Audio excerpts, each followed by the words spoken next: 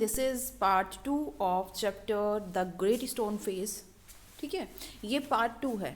हम इसकी स्टोरी को डिस्कस करेंगे क्योंकि फर्स्ट पार्ट हमने पढ़ा और हमने अर्नेस्ट के बारे में पढ़ा, लेकिन हमने उसका एंड ही नहीं पढ़ा कि उसमें दिया क्या है, कौन था ग्रेट स्टोन फेस। ठीक है, तो हम ये सेकेंड पार्ट जो है स्टार्ट कर रहे हैं।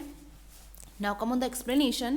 The years hurried on and brought white hairs upon the head of Ernest and made wrinkles across his forehead and furrows in his cheeks. अब देखिए काफ़ी साल जल्दी जल्दी से hurried on जल्दी जल्दी से गुजरते चले गए साल, और अब जो अर्नेस्ट था पहले बच्चा था और अब वो बड़ा हो गया और उसके जो बाल थे वो सफ़ेद हो गए, साथ ही साथ रिंकल्स पड़ गए। ठीक है, और फरोज होती हैं डीप लाइंस, और उसके चेहरे यानी कि उसकी जो चीक्स थी, जो उसकी गाल थी, उस पर काफ़ी डीप लाइंस आ गई थी। He was an old man, वो बूढ़ा व्यक्ति बन गया था, बूढ़ा हो गया था। But not in when, when होता है बेकार में जाना, लेकिन ये उसका जो बूढ़ापन था वो बेकार नहीं था। हैड ही ग्रोन ओल्ड, कि वो बूढ़ा हो गया बोल दिया कि उसने कुछ कमाया नहीं, नो, ये सब चीज़ें उसकी वेस्ट नहीं गई। क्या हुआ? More numerous than the white hair on his head were the wise thoughts in his mind. जितनी ज़्यादा उसके सिर पर वाइट बाल थे, उससे भी ज़्यादा उसके पास बुद्धिमानी यानी कि वाइज थॉट्स थी उसके पास, मतलब एक अच्छा इंसान वो बन गया। ठीक है, और उसके पास बहुत अच्छी अच्छी थॉट्स थी। तो ये कहा गया कि मतलब उसमें जैसे ओल्ड एज आ गई और सब कुछ बेकार मारने लगते हैं, कुछ अलग किया ही नहीं, ऐसा अर्नेस्ट के साथ नहीं था। उसने काफ़ी, उसके पास वाइज थॉट्स थी, वो एक अच्छा इंसान भी था। And Ernest had ceased to be obscure, unsought for, undesired had come the fame which so many see.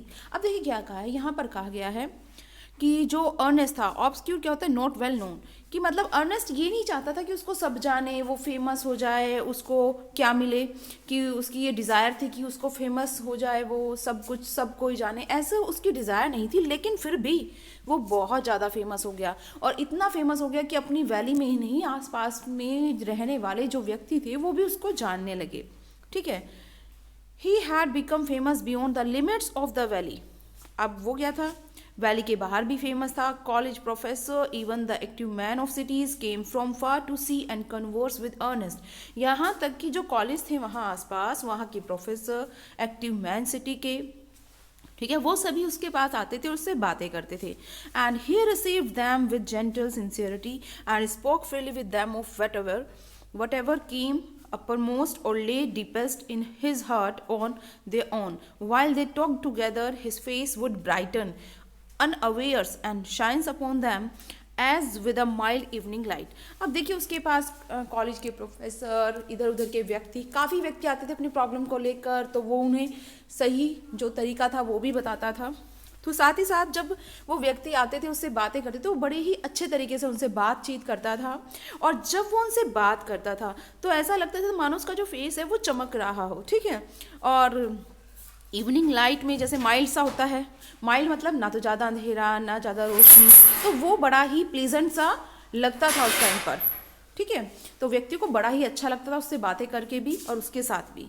While Ernest had been growing old, God had granted a new poet to this earth. जब जो Ernest था वो बड़ा हो रहा था, बूढ़ा हो रहा था धीरे धीरे, तभी भगवान ने एक पोइट को जन्म दिया धरती पर। He too was a native of the valley, वो भी उसी घाटी का रहने वाला था। But had spend the greater part of his life in distant cities.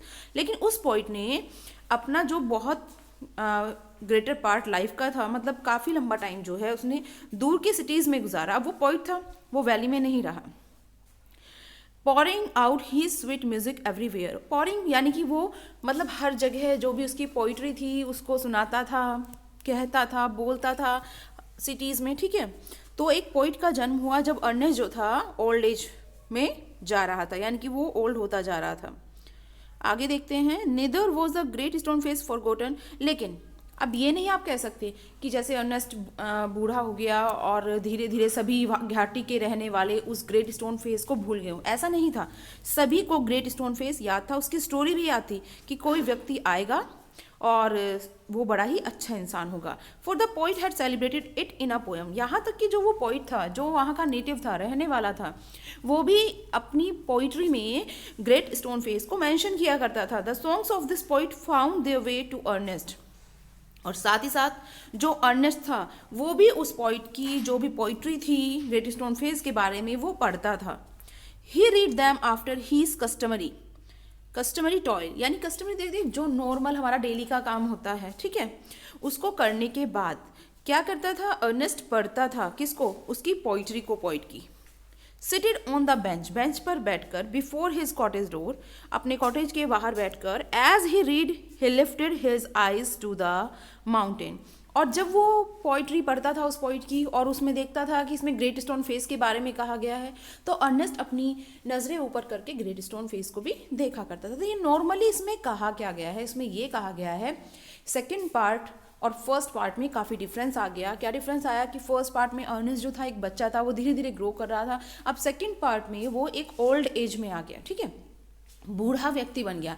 लेकिन बूढ़ा व्यक्ति बनने के साथ साथ धीरे धीरे क्या हुआ कि वो एक अच्छा इंसान बन गया, इतना ज़्यादा बुद्धिमान व्यक्ति बन गया कि अपनी प्रॉब्लम्स का सॉल्यूशन लेने के लिए दूर दूर से व्यक्ति उसके पास आने लगे, और वो ये नहीं चाहता था कि वो फेमस हो जाए, लेकिन उसकी जो क्वालिटीज़ थी उसकी वजह से वो हर जगह फेमस हो गया, ठीक है।